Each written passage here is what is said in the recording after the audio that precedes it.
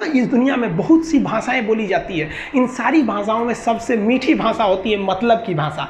अगर आपसे कोई बहुत मीठा बोलने लगा ना, समझिए कि कहीं ना कहीं मतलब छुपा है। मतलब की भाषा बहुत होगी यहाँ पे। लेकिन ये ज़ुबान जो है ना आजकल बहुत खतरनाक हो गया।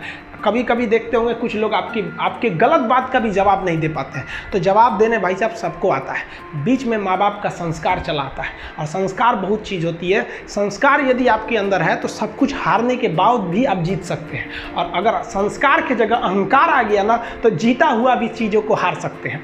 कमज़ोर व्यक्ति ही दूसरे काम का बदला लेता है, लेकिन जो ताकतवर होता है वो माफ़ कर देता है। लेकिन जो बुद्धिमान व्यक्ति होता है वो इग्नोर कर देता है, नज़रअंदाज कर देता है और बच के निकल जाता है। क्योंकि अगर कोई व्यक्ति आपको पहली बार धोखा दिया तो इसमें उस व्यक्ति का गलती है, लेकिन वही व्यक्ति अगर दोबारा धोखा दिया तो इसमें आपकी गलती है। सबसे समझदार होके चलिए, और मिजाज में कुछ सख्ती भी रखिए। लोग पी जाते अगर समंदर खारा नहीं होता, तो थोड़ा सा सख्ती भी बना के रखना चाहिए। इस दुनिया के कुछ दस्तूर हैं, आप किसी के लिए कितनी भी भलाई कर दे वो याद नहीं रखेगा। ये दुनिया का दस्तूर है, और आपकी गलती को कोई भूलेगा भी नहीं। इसे आप बुरा नहीं मानिए, ये दुनिया का दस्तूर है। इसे आप चेंज नहीं कर सकते। जैसे सूरज पूरब से निकलता है वैसे ही ये चीज़ें होंगी।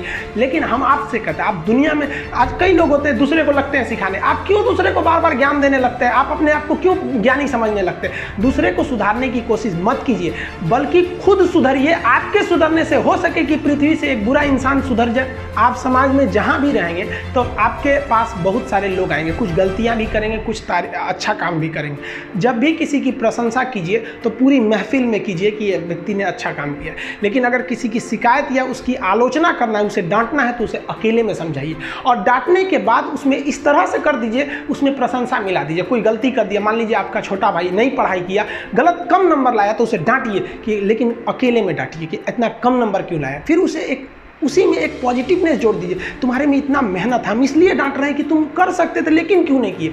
मतलब आप केवल इसे निगेटिव मत बोलते रहिए। और किसी भी रिश्ते को अगर बिगाड़ना है ना, चाहे कितना भी गहरा रिश्ता क्यों ना हो, उसकी कमियों को डेली कोंचते रहिए। तुम ये किया, तुम ये किया, तुम ये किया।